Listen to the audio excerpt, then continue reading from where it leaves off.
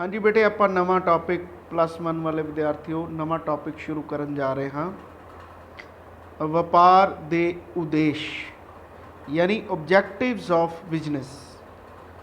ਆਪਾਂ ਇਸ ਤੋਂ ਪਹਿਲਾਂ ਵਾਲੀਆਂ ਵੀਡੀਓਜ਼ ਦੇ ਵਿੱਚ ਮੈਂ ਕੱਲ ਤੁਹਾਨੂੰ ਆਰਥਿਕ ਕਿਰਿਆਵਾਂ ਵਾਲੀ ਵੀਡੀਓ ਕਰਾਈ ਸੀ। ਲੈਕਚਰ ਤੁਸੀਂ ਸੁਣ ਲਿਆ ਹੋਵੇਗਾ ਸਭ ਨੇ। ਆਰਥਿਕ ਗਤੀਵਿਧੀਆਂ ਦੇ ਵਿੱਚ ਆਪਾਂ 3 ਤਰ੍ਹਾਂ ਦੇ ਪੁਆਇੰਟਸ ਜਾਂ ਟਾਈਪਸ ਉਹਦੀਆਂ ਡਿਸਕਸ ਕੀਤੀਆਂ ਸੀਗੀਆਂ। ਉਸ ਤੋਂ ਬਾਅਦ ਬੇਟੇ ਹੁਣ ਜਿਹੜਾ ਇਹ ਨਵਾਂ ਟੌਪਿਕ ਆਪਾਂ ਸ਼ੁਰੂ ਕਰਨ ਜਾ ਰਹੇ ਹਾਂ, ਵਪਾਰ ਵਾਲੇ ਟੌਪਿਕ ਨੂੰ ਹੀ ਅੱਗੇ ਵਧਾਉਂਦਿਆਂ ਹੋਇਆਂ ਵਪਾਰ ਜਾਂ ਬਿਜ਼ਨਸ ਦੇ ਬਾਰੇ ਜ਼ਿਆਦਾ ਤਾਂ ਜੇ ਬੱਚਿਆਂ ਨੂੰ ਤੁਹਾਨੂੰ ਨਹੀਂ ਪਤਾ, ਪਰ ਫਿਰ ਵੀ ਥੋੜ੍ਹਾ ਬਹੁਤ ਜਿੰਨੀ ਵੀ ਤੁਹਾਡੀ ਸਮਝ ਆਇਆ ਜਾਂ ਜਿੰਨਾ ਵੀ ਤੁਸੀਂ ਆਪਣੇ ਆਲੇ ਦੁਆਲੇ ਵੇਖ ਰਹੇ ਹੋ, ਬੇਟੇ ਵਪਾਰ ਹੁੰਦਾ ਕੀ ਹੈ। ਤੁਸੀਂ ਇੱਕ ਸਰਸਰੀ ਜੇ ਆਪਾਂ ਗੱਲ ਕਰੀਏ ਤਾਂ ਇੱਕ ਤੁਸੀਂ ਧਿਆਨ ਦਿਓ, ਤੁਹਾਡੇ ਆਲੇ ਦੁਆਲੇ ਬਹੁਤ ਸਾਰੇ ਲੋਕ ਆਪਣਾ ਕੰਮ ਕਰ ਰਹੇ ਨੇ, ਜਿਹੜੇ ਕਿ ਕੁਝ ਵਸਤੂਆਂ ਲਿਆ ਕੇ ਵੇਚ ਰਹੇ ਨੇ, ਕੁਝ ਖਰੀਦ ਰਹੇ ਨੇ, ਕੁਝ ਲੋਕ ਨਿਰਮਾਣ ਕਰ ਰਹੇ ਨੇ ਨਵੀਆਂ ਵਸਤੂਆਂ ਦਾ। ਆਪਾਂ ਜਿੰਨੀਆਂ ਵੀ ਆਪਣੀ ਰੋਜ਼ਮਰਾ ਦੀ ਜ਼ਿੰਦਗੀ ਦੇ ਵਿੱਚ ਬੇਟੇ ਚੀਜ਼ਾਂ ਦੀ ਵਰਤੋਂ ਕਰਦੇ ਹਾਂ, ਚਾਹੇ ਉਹ ਕੱਪੜੇ ਨੇ, ਚਾਹੇ ਉਹ ਕਿਤਾਬਾਂ ਨੇ, ਚਾਹੇ ਉਹ ਮੋਟਰਸਾਈਕਲ ਨੇ, ਸਕੂਟਰਸ ਨੇ, ਕਾਰਾਂ ਨੇ, ਟੀਵੀ ਨੇ, ਫਰਿੱਜਾਂ ਨੇ, ਜਾਂ ਜੋ ਵੀ ਆਪਾਂ ਘਰ ਦੇ ਵਿੱਚ ਚੀਜ਼ਾਂ ਵਰਤਦੇ ਹਾਂ, ਜਾਂ ਜੋ ਵੀ ਆਪਾਂ ਆਪਣੇ ਕੰਮਕਾਰ ਵਾਸਤੇ ਅਲੱਗ-ਅਲੱਗ ਤਰ੍ਹਾਂ ਦੇ ਖੇਤੀਬਾੜੀ ਦੇ ਸੰਦ ਜਾਂ ਅਲੱਗ-ਅਲੱਗ ਹੋਰ ਚੀਜ਼ਾਂ ਵਰਤਦੇ ਹਾਂ, ਇਹ ਸਾਰੀਆਂ ਬੇਟੇ ਉਦਯੋਗਾਂ ਦੇ ਵਿੱਚ ਵੱਡੀਆਂ ਜਾਂ ਛੋਟੀਆਂ ਕੰਪਨੀਆਂ ਦੇ ਵਿੱਚ ਜਾਂ ਛੋਟੀਆਂ ਫੈਕਟਰੀਆਂ ਦੇ ਵਿੱਚ ਨਿਰਮਾਣ ਕੀਤੀਆਂ ਜਾਂਦੀਆਂ ਹਨ। ਉਹ ਸਾਰੀਆਂ ਹੀ ਜਿਹੜੀਆਂ ਚੀਜ਼ਾਂ ਨੇ, ਇਹ ਸਾਰੇ ਜਿਹੜੀਆਂ ਐਕਟੀਵਿਟੀਜ਼ ਨੇ, ਇਹ ਸਾਰੀਆਂ ਐਕਟੀਵਿਟੀਜ਼ ਪੈਸੇ ਜਾਂ ਲਾਭ ਕਮਾਉਣ ਦੇ ਉਦੇਸ਼ ਨਾਲ ਹੀ ਕੀਤੀਆਂ ਜਾਂਦੀਆਂ ਹਨ। ਆਪਾਂ ਹੁਣ ਜਿਹੜਾ ਪੁਆਇੰਟ ਅੱਜ ਡਿਸਕਸ ਕਰਨਾ ਹੈ, ਇਹਦੇ ਵਿੱਚ ਵਪਾਰ ਦੇ ਉਦੇਸ਼। ਕਿ ਵਪਾਰ ਜਿੰਨੇ ਵੀ ਤਰ੍ਹਾਂ ਦੇ ਵਪਾਰ ਚੱਲ ਰਹੇ ਨੇ ਜਾਂ ਉਦਯੋਗ ਚੱਲ ਰਹੇ ਨੇ, ਕੀ ਇਹਨਾਂ ਦਾ ਸਿਰਫ ਪਰਪਸ ਪੈਸਾ ਕਮਾਉਣਾ ਹੀ ਹੈ? ਨਹੀਂ, ਇਹ ਸਿਰਫ ਪੈਸਾ ਹੀ ਨਹੀਂ ਕਮਾਉਂਦੇ, ਇਹਨਾਂ ਦੇ ਹੋਰ ਵੀ ਉਦੇਸ਼ ਹੁੰਦੇ ਹਨ। ਕਿਹੜੇ ਉਦੇਸ਼ ਹਨ? ਇਹਨਾਂ ਉਦੇਸ਼ਾਂ ਨੂੰ ਆਪਾਂ 4 ਭਾਗਾਂ ਦੇ ਵਿੱਚ ਇੱਥੇ ਡਿਸਕਸ ਕਰਾਂਗੇ। ਸਭ ਤੋਂ ਪਹਿਲੇ ਆਰਥਿਕ ਉਦੇਸ਼। ਆਰਥਿਕ ਦਾ ਮਤਲਬ ਵੈਸੇ ਪੈਸੇ ਨਾਲ ਹੀ ਲਿਆ ਜਾਂਦਾ ਹੈ। ਪਹਿਲੇ ਆਪਾਂ ਆਰਥਿਕ ਉਦੇਸ਼ ਡਿਸਕਸ ਕਰਾਂਗੇ। ਉਸ ਤੋਂ ਬਾਅਦ ਕੀ ਇਹਨਾਂ ਦੇ ਸਮਾਜ ਦੇ ਪ੍ਰਤੀ ਵੀ ਕੁਝ ਫਰਜ਼ ਬਣਦੇ ਹਨ? ਜੇ ਸਮਾਜ ਦੇ ਪ੍ਰਤੀ ਇਹਨਾਂ ਬਿਜ਼ਨਸਿਸ ਦੇ, ਇਹਨਾਂ ਵਪਾਰਕ ਅਦਾਰਿਆਂ ਦੇ ਵਪਾਰਾਂ ਦੇ ਜਿਹੜੇ ਫਰਜ਼ ਬਣਦੇ ਹਨ, ਉਹਨਾਂ ਨੂੰ ਆਪਾਂ ਬੇਟੇ ਕਹਿੰਦੇ ਹਾਂ ਸਮਾਜਿਕ ਉਦੇਸ਼। ਔਰ ਉਸ ਤੋਂ ਬਾਅਦ ਹੈ ਮਾਨਵੀ ਉਦੇਸ਼। ਮਾਨਵੀ ਉਦੇਸ਼ ਯਾਨੀ ਵਿਅਕਤੀਗਤ ਉਦੇਸ਼। ਮਾਨਵ ਕੌਣ ਨੇ? ਆਪਾਂ ਸਾਰੇ ਲੋਕ ਮਾਨਵ ਹਾਂ। ਕੀ ਆਪਣੇ ਪ੍ਰਤੀ ਵੀ ਇਹਨਾਂ ਦੇ ਕੋਈ ਫਰਜ਼ ਬਣਦੇ ਹਨ? ਕੀ ਇਹਨਾਂ ਫੈਕਟਰੀਆਂ ਜਾਂ ਇਹਨਾਂ ਅਦਾਰਿਆਂ ਦੇ ਵਿੱਚ ਜਾਂ ਇਹਨੇ ਵੱਡੇ ਜਿਹੜੇ ਕੰਪਨੀਆਂ ਦੇ ਵਿੱਚ ਕੰਮ ਕਰਨ ਵਾਲੇ ਲੋਕਾਂ ਦੇ ਪ੍ਰਤੀ ਵੀ ਇਹਨਾਂ ਦੀ ਕੋਈ ਜ਼ਿੰਮੇਵਾਰੀ ਬਣਦੀ ਹੈ? ਉਹ ਵੀ ਆਪਾਂ ਡਿਸਕਸ ਕਰਾਂਗੇ। ਰਾਸ਼ਟਰ ਯਾਨੀ ਕਿ ਇਹ ਲੋਕ ਦੇਸ਼ ਪ੍ਰਤੀ ਵੀ ਕੋਈ ਕੰਮ ਕਰਦੇ ਹਨ? ਇਹ ਸਾਰੀਆਂ ਚੀਜ਼ਾਂ ਆਪਾਂ ਅੱਜ ਡਿਸਕਸ ਕਰਾਂਗੇ। ਇਹ ਸਾਰੇ ਉਦੇਸ਼ ਆਪਾਂ ਅੱਜ ਡਿਸਕਸ ਕਰਾਂਗੇ। ਸਭ ਤੋਂ ਪਹਿਲਾਂ ਤਾਂ ਆਰਥਿਕ ਉਦੇਸ਼ ਹੀ ਹੈ। ਆਰਥਿਕ ਉਦੇਸ਼ਾਂ ਦੇ ਵਿੱਚ ਕਿਹੜੇ ਪੁਆਇੰਟ ਆਪਾਂ ਡਿਸਕਸ ਕਰਨੇ ਨੇ? ਪਹਿਲਾ ਪੁਆਇੰਟ ਹੈ ਲਾਭ ਕਮਾਉਣਾ। ਯਾਨੀ ਇਹ ਆਪਾਂ ਨੂੰ ਸਭ ਨੂੰ ਪਤਾ ਹੈ ਕਿ ਵਪਾਰ ਜਿਹੜੇ ਨੇ, ਜਿੰਨੇ ਵੀ ਜਿਹੜੇ ਬਿਜ਼ਨਸ ਨੇ, ਉਹਨਾਂ ਦਾ ਮੂਲ ਜਿਹੜਾ ਕੰਮ ਹੈ ਉਹ ਚੀਜ਼ਾਂ ਨੂੰ ਵੇਚ ਕੇ, ਚੀਜ਼ਾਂ ਦਾ ਉਤਪਾਦਨ ਕਰਕੇ ਲਾਭ ਕਮਾਉਣਾ ਹੀ ਹੁੰਦਾ ਹੈ। ਇਹ ਲੋਕਾਂ ਦੀਆਂ ਮੰਗ ਅਤੇ ਜ਼ਰੂਰਤਾਂ ਨੂੰ ਪੂਰੀਆਂ ਕਰਦੇ ਹਨ। ਲੋਕਾਂ ਨੂੰ ਅਲੱਗ-ਅਲੱਗ ਤਰ੍ਹਾਂ ਦੀਆਂ ਚੀਜ਼ਾਂ ਵੇਚਦੇ ਹਨ, ਲੋਕਾਂ ਵਾਸਤੇ ਅਲੱਗ-ਅਲੱਗ ਤਰ੍ਹਾਂ ਦੀਆਂ ਚੀਜ਼ਾਂ ਬਣਾਉਂਦੇ ਹਨ ਔਰ ਉਸ ਨੂੰ ਆਪਣੀ ਕੋਸਟ ਯਾਨੀ ਲਾਗਤ ਤੋਂ ਥੋੜ੍ਹੀ ਵੱਧ ਕੀਮਤ 'ਤੇ ਜਾਂ ਜਿਹੜੀ ਇਹ ਚੀਜ਼ ਖਰੀਦ ਕੇ ਲਿਆਉਂਦੇ ਹਨ, ਜਿੰਨੇ ਦੀ ਇਹਨਾਂ ਨੂੰ ਚੀਜ਼ ਆਈ ਹੁੰਦੀ ਹੈ, ਉਸ ਤੋਂ ਥੋੜ੍ਹੀ ਵੱਧ ਕੀਮਤ 'ਤੇ ਵੇਚ ਕੇ ਲਾਭ ਕਮਾਉਂਦੇ ਹਨ।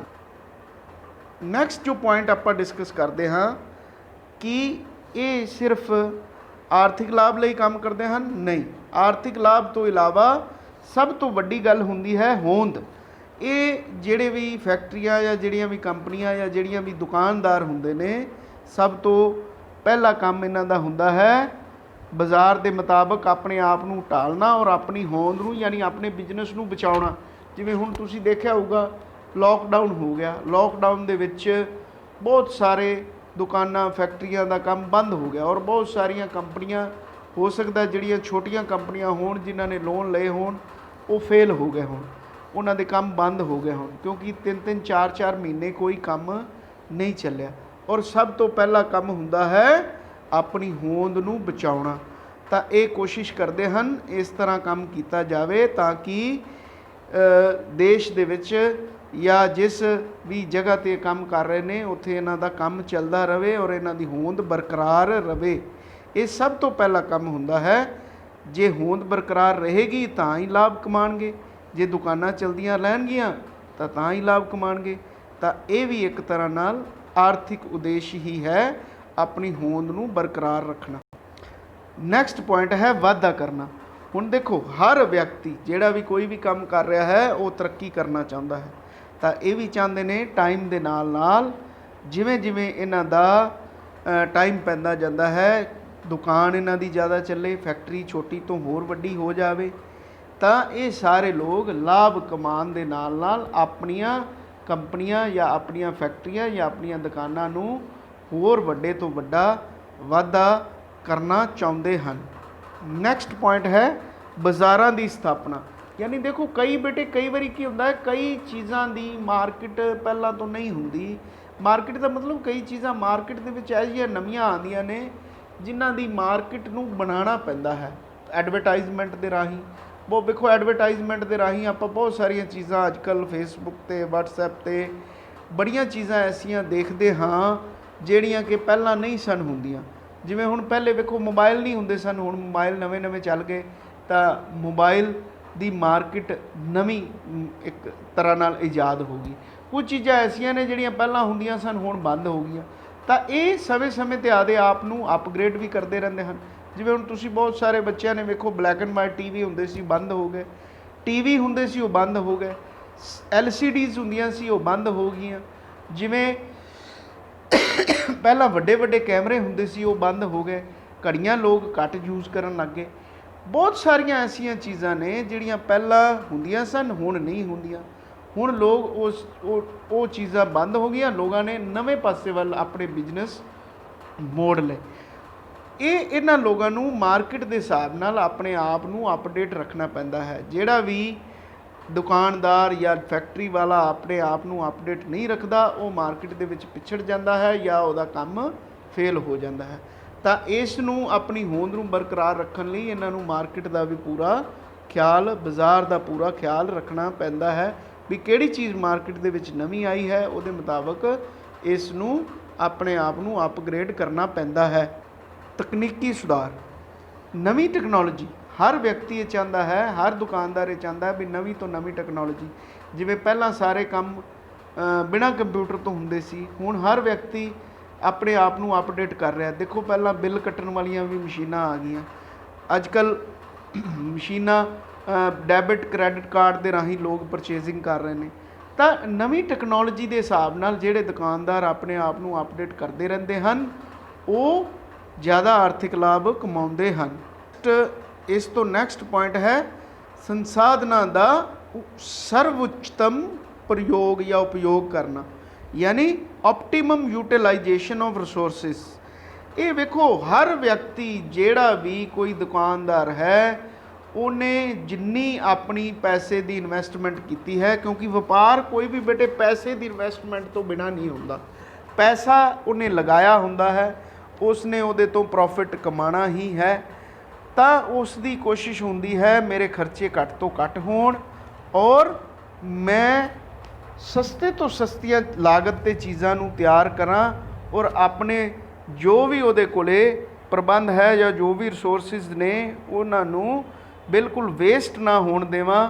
ਮੇਰਾ ਖਰਚਾ ਘੱਟ ਤੋਂ ਘੱਟ ਹੋਵੇ, ਘੱਟ ਤੋਂ ਘੱਟ ਲਾਗਤ 'ਤੇ ਮੈਂ ਚੀਜ਼ਾਂ ਤਿਆਰ ਕਰਾਂ ਔਰ ਚੀਜ਼ਾਂ ਜੋ ਮੈਂ ਤਿਆਰ ਕਰਾਂ ਉਹਨਾਂ ਨੂੰ ਕੋਸ਼ਿਸ਼ ਕਰਾਂ ਜਿੰਨਾ ਵੀ ਮੈਂ ਵੱਧ ਤੋਂ ਵੱਧ ਰੇਟ 'ਤੇ ਵੇਚ ਸਕਦਾ ਹਾਂ। ਤਾਂ ਵੇਖੋ ਬੇਟੇ, ਇਹ ਸਾਰੇ ਜਿਹੜੇ ਉਦੇਸ਼ ਆਪਾਂ ਡਿਸਕਸ ਕੀਤੇ ਨੇ ਇਹ ਸਾਰੇ ਉਦੇਸ਼ ਕਿਹੜੇ ਨੇ? ਆਰਥਿਕ ਉਦੇਸ਼। ਇਸ ਤੋਂ ਬਾਅਦ ਨੈਕਸਟ ਜਿਹੜਾ ਪੁਆਇੰਟ ਹੈ ਆਪਣਾ ਸਮਾਜਿਕ ਉਦੇਸ਼, ਕਿ ਸਮਾਜ ਦੇ ਪ੍ਰਤੀ ਵੀ ਇੱਕ ਦੁਕਾਨਦਾਰ ਦੀ ਜਾਂ ਇੱਕ ਫੈਕਟਰੀ ਵਾਲੇ ਦੀ ਜਾਂ ਜਿੰਨੇ ਵੀ ਵਪਾਰਕ ਅਦਾਰੇ ਨੇ ਇਹਨਾਂ ਦੀ ਕੋਈ ਜ਼ਿੰਮੇਵਾਰੀ ਬਣਦੀ ਹੈ, ਤਾਂ ਉਹਦੇ ਬਾਰੇ ਆਪਾਂ ਹੁਣ ਪੁਆਇੰਟਸ ਡਿਸਕਸ ਕਰਾਂਗੇ। ਵੇਖੋ ਜਿਹੜੇ ਲੋਕ, ਸਭ ਤੋਂ ਪਹਿਲਾ ਪੁਆਇੰਟ ਹੈ ਵਸਤੂਆਂ ਦਾ ਉਤਪਾਦਨ। ਜਿੰਨੀਆਂ ਵੀ ਜ਼ਿਆਦਾ ਇਹ ਲੋਕ ਅਲੱਗ-ਅਲੱਗ ਤਰ੍ਹਾਂ ਦੀਆਂ ਵਸਤੂਆਂ ਦਾ ਉਤਪਾਦਨ ਕਰਦੇ ਹਨ, ਦੱਸੋ ਉਹਦੇ ਨਾਲ ਸਮਾਜ ਦਾ ਫਾਇਦਾ ਹੁੰਦਾ ਹੈ? ਬਿਲਕੁਲ ਹੁੰਦਾ ਹੈ, ਕਿਉਂਕਿ ਜਿੰਨੀਆਂ ਜ਼ਿਆਦੀਆਂ ਇਹ ਵਸਤੂਆਂ, ਜਿੰਨੀਆਂ ਵੀ ਅਲੱਗ-ਅਲੱਗ ਤਰ੍ਹਾਂ ਦੀਆਂ ਵਸਤੂਆਂ ਇਹ ਲੋਕ ਬਣਾਉਂਦੇ ਹਨ ਜਾਂ ਅਲੱਗ-ਅਲੱਗ ਤਰ੍ਹਾਂ ਦੀਆਂ ਵਸਤੂਆਂ ਵੇਚਦੇ ਹਨ, ਲੋਕਾਂ ਦੀ ਮੰਗ ਦੇ ਅਨੁਸਾਰ ਵੇਚਦੇ ਹਨ, ਔਰ ਇਸ ਦੇ ਨਾਲ ਲੋਕਾਂ ਦੇ ਜੀਵਨ ਪੱਧਰ ਦੇ ਵਿੱਚ ਵੀ ਸੁਧਾਰ ਹੁੰਦਾ ਹੈ। ਨੈਕਸਟ, ਇਹਨਾਂ ਨੂੰ ਸਮਾਜ ਦੇ ਬਾਰੇ ਕੀ ਸੋਚਣ ਦੀ ਲੋੜ ਹੁੰਦੀ ਹੈ? ਗੁਣਵੱਤਾ ਵਸਤੂਆਂ ਅਤੇ ਸੇਵਾਵਾਂ ਦੀ ਪੂਰਤੀ, ਯਾਨੀ supply of quality goods and services. ਸਮਾਜ ਦੇ ਪ੍ਰਤੀ ਇਹਨਾਂ ਦਾ ਇਹ ਉਦੇਸ਼ ਹੁੰਦਾ ਹੈ, ਹੋਣਾ ਵੀ ਚਾਹੀਦਾ ਹੈ ਕਿ ਸਮਾਜ ਦੇ ਵਿੱਚ ਰਹਿਣ ਵਾਲੇ ਵਿਅਕਤੀਆਂ ਨੂੰ ਬਹੁਤ ਹੀ ਵਧੀਆ ਕੁਆਲਿਟੀ ਦੀਆਂ ਚੀਜ਼ਾਂ ਬਣਾ ਕੇ ਦੇਣ ਜਾਂ ਵੇਚਣ। ਇਹ ਚੀਜ਼ਾਂ ਮਿਲਾਵਟੀ ਨਾ ਹੋਣ, ਘਟੀਆਂ ਨਾ ਹੋਣ, ਉਹ ਨਾ ਹੋਣ ਜਿਹੜੀਆਂ ਉਹਨਾਂ ਦੀ ਸਿਹਤ ਨੂੰ ਨੁਕਸਾਨ ਕਰਨ। ਤਾਂ ਇਹ ਸਮਾਜ ਦੇ ਪ੍ਰਤੀ, ਸਮਾਜ ਦੇ ਲੋਕਾਂ ਦੇ ਪ੍ਰਤੀ ਇਹਨਾਂ ਦਾ ਫਰਜ਼ ਬਣਦਾ ਹੈ। ਸਰਕਾਰ ਦੀਆਂ ਅਲੱਗ-ਅਲੱਗ ਸਮੇਂ 'ਤੇ ਆਈਆਂ ਗਈਆਂ ਪਾਲਿਸੀਆਂ। ਨੈਕਸਟ ਪੁਆਇੰਟ ਹੈ ਸਰਕਾਰ ਨਾਲ ਮਿਲਵਰਤਨ। ਸਰਕਾਰ ਦੇ ਨਾਲ ਮੋਢੇ ਨਾਲ ਮੋਢਾ ਮਿਲਾ ਕੇ ਕੰਮ ਕਰਨ ਔਰ ਸਰਕਾਰ ਨੂੰ ਹਰ ਸਰਕਾਰ ਦੀ ਨੀਤੀਆਂ ਦੇ ਵਿੱਚ ਸਹਿਯੋਗ ਦੇਣ। ਇਹ ਵੀ ਇਹਨਾਂ ਦਾ ਫਰਜ਼ ਬਣਦਾ ਹੈ ਜੋ ਸਰਕਾਰ ਤੇ ਸਮਾਜ ਦੇ ਪ੍ਰਤੀ ਬਣਦਾ ਹੈ।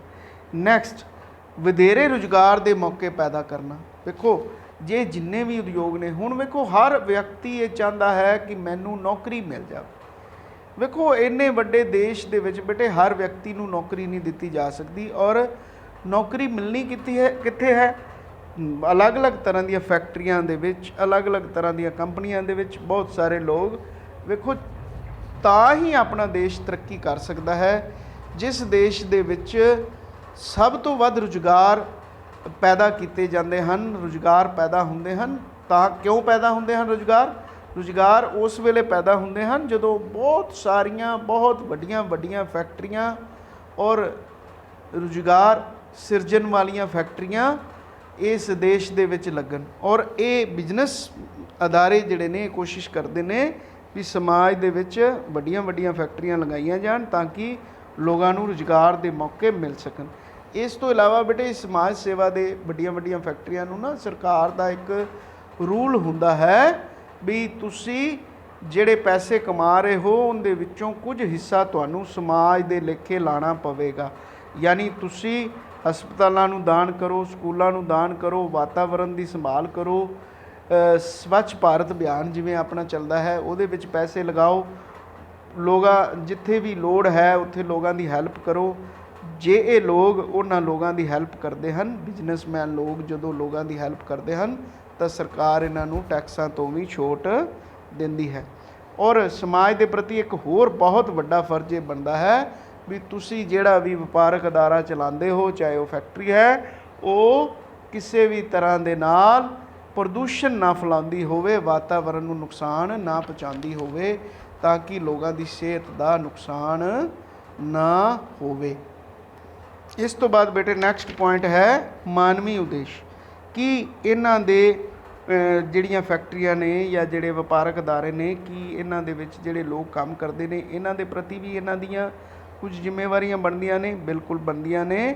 ਇਹਨਾਂ ਦੇ ਪ੍ਰਤੀ ਇਹਨਾਂ ਦੀ ਸਿਹਤ ਦਾ ਖਿਆਲ ਰੱਖਣਾ, ਉਹਨਾਂ ਨੂੰ ਚੰਗਾ ਮਾਹੌਲ ਦੇਣਾ ਕੰਮ ਕਰਨ ਵਾਸਤੇ, ਇਹ ਇਹਨਾਂ ਲੋਕਾਂ ਦਾ ਫਰਜ਼ ਬਣਦਾ ਹੈ। ਜਿਹੜਾ ਵੀ ਕੋਈ ਕਰਮਚਾਰੀ ਕਿਸੇ ਵੀ ਫੈਕਟਰੀ ਵਿੱਚ ਕੰਮ ਕਰਦਾ ਹੈ ਉਸ ਨੂੰ ਸਮੇਂ 'ਤੇ ਜੇ ਉਹ ਵਧੀਆ ਕੰਮ ਕਰ ਰਿਹਾ ਹੈ ਉਸ ਨੂੰ ਇਨਾਮ ਵੀ ਮਿਲਣੇ ਚਾਹੀਦੇ ਹਨ, ਉਸ ਨੂੰ ਪ੍ਰਮੋਸ਼ਨ ਵੀ ਮਿਲਣੀ ਚਾਹੀਦੀ ਹੈ, ਔਰ ਉਸ ਤੋਂ ਇਲਾਵਾ ਉਹਨਾਂ ਨੂੰ ਬੀਮਾ ਦੀਆਂ ਸਹੂਲਤਾਂ ਵੀ ਮਿਲਣੀਆਂ ਚਾਹੀਦੀਆਂ ਹਨ, ਔਰ ਉਹਨਾਂ ਨੂੰ ਵਧੀਆ ਕੰਮ ਕਰਨ ਲਈ ਸੁਖਾਵਾਂ ਮਾਹੌਲ ਵੀ ਦੇਣਾ ਇਹਨਾਂ ਵਪਾਰੀਆਂ ਦਾ, ਇਹਨਾਂ ਬਿਜ਼ਨਸਮੈਨ ਲੋਕਾਂ ਦਾ ਫਰਜ਼ ਬਣਦਾ ਹੈ। ਔਰ ਇਹ ਲੋਕ ਸਰਕਾਰ ਦੀਆਂ ਨੀਤੀਆਂ ਦੇ ਮੁਤਾਬਕ, ਸਰਕਾਰ ਦੇ ਰੂਲਾਂ ਮੁਤਾਬਕ ਇਹ ਕੰਮ ਕਰਦੇ ਵੀ ਹਨ, ਕਿਉਂਕਿ ਸਰਕਾਰਾਂ ਨੇ ਵੀ ਕੰਮ ਕਰਨ ਵਾਲੇ ਕਰਮਚਾਰੀਆਂ ਦੇ ਪ੍ਰਤੀ ਬਹੁਤ ਤਰ੍ਹਾਂ ਦੇ ਕਾਨੂੰਨ ਬਣਾਏ ਹੋਏ ਹਨ ਜਿਨ੍ਹਾਂ ਦੀ ਪਾਲਣਾ ਇਹਨਾਂ ਨੂੰ ਕਰਨੀ ਪੈਂਦੀ ਹੈ।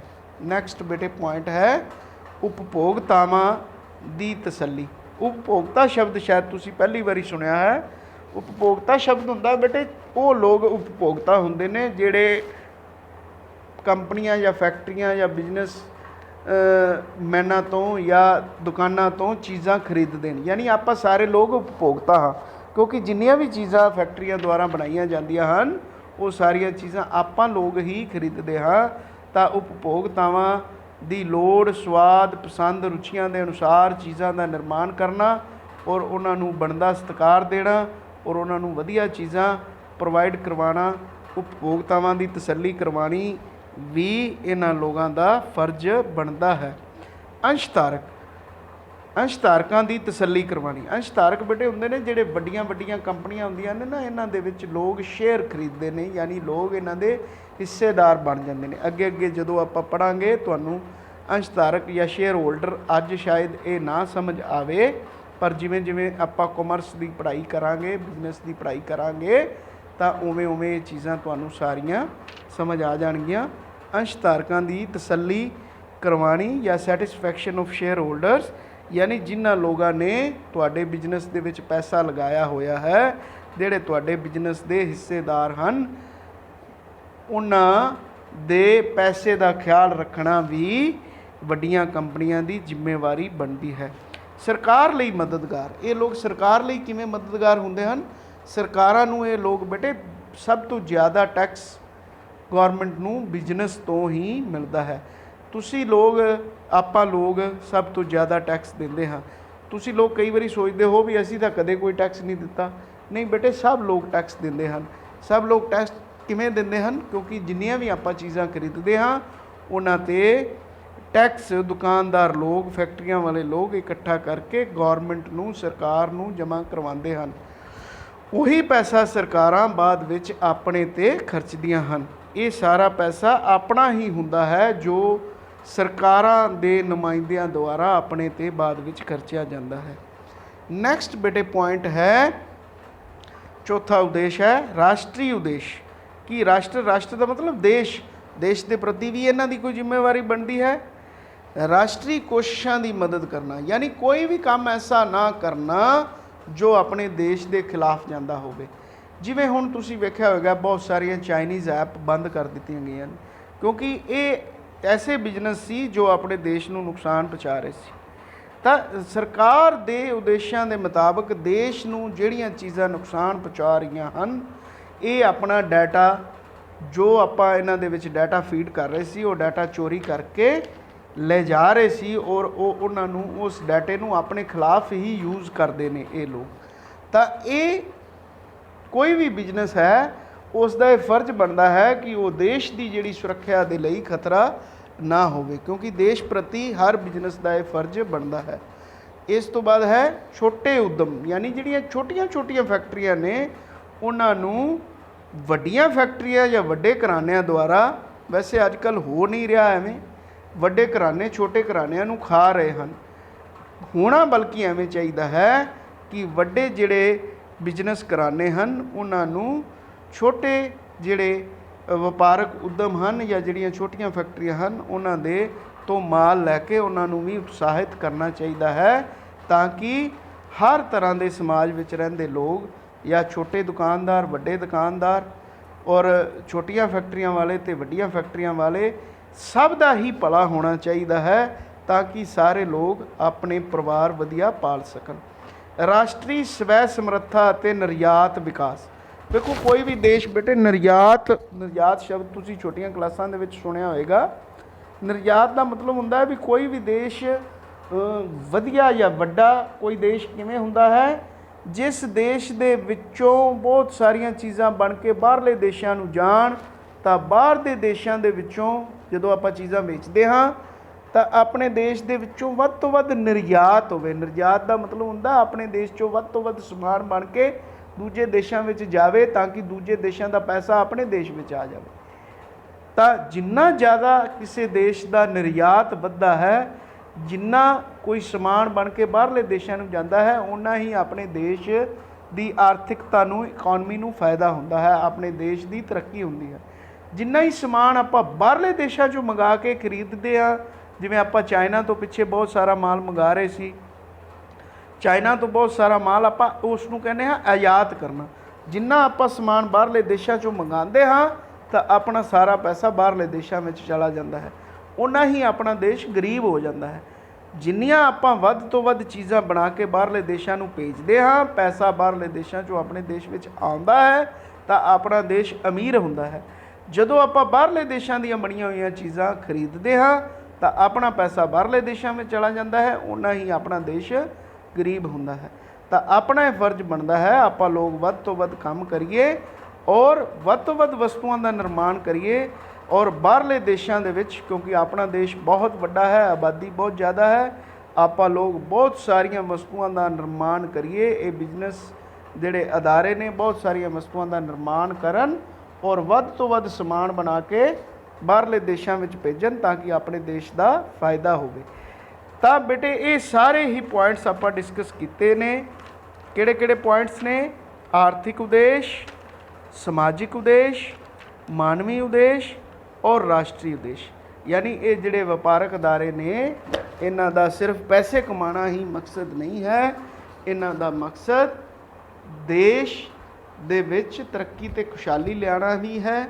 ਜਿੰਨੀਆਂ ਹੀ ਜ਼ਿਆਦੀਆਂ ਬੇਟੇ ਫੈਕਟਰੀਆਂ ਆਪਣੇ ਦੇਸ਼ ਵਿੱਚ ਲੱਗਣਗੀਆਂ, ਉਨਾ ਹੀ ਜ਼ਿਆਦਾ ਆਪਣੇ ਦੇਸ਼ ਦੇ ਵਿੱਚ ਟੈਕਸ ਇਕੱਠਾ ਹੁੰਦਾ ਹੈ ਔਰ ਉਨਾ ਹੀ ਆਪਣੇ ਦੇਸ਼ ਨੂੰ ਫਾਇਦਾ ਹੁੰਦਾ ਹੈ।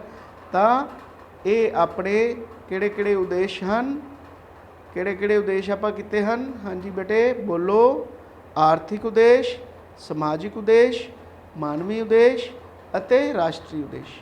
ਇਹ ਬੇਟੇ ਹੁਣ ਤੁਸੀਂ ਚੰਗੀ ਤਰ੍ਹਾਂ ਧਿਆਨ ਨਾਲ, ਲੋੜ ਪਵੇ ਤਾਂ ਇਹਨੂੰ 2 ਵਾਰੀ ਵੀ ਸੁਣਨਾ ਹੈ ਔਰ ਇਸ ਤੋਂ ਪਿਛਲੇ ਲੈਕਚਰ ਸੁਣਨ ਤੋਂ ਬਾਅਦ ਹੀ ਇਹ ਨਵਾਂ ਲੈਕਚਰ ਸੁਣਨਾ ਹੈ। ਉਮੀਦ ਹੈ ਤੁਹਾਨੂੰ ਮੇਰੀ ਇਹ ਛੋਟੀ ਜੀ ਕੋਸ਼ਿਸ਼ ਪਸੰਦ ਆਵੇਗੀ ਔਰ ਤੁਸੀਂ ਮੇਰੇ ਦੁਆਰਾ ਕੀਤੀ ਹੋਈ ਮਿਹਨਤ ਨੂੰ ਇਹ ਵੀਡੀਓ ਲੈਕਚਰ ਸੁਣ ਕੇ ਸਫਲ ਕਰੋਗੇ ਔਰ ਕੰਮ ਕਰ ਲਓਗੇ। ਧੰਨਵਾਦ।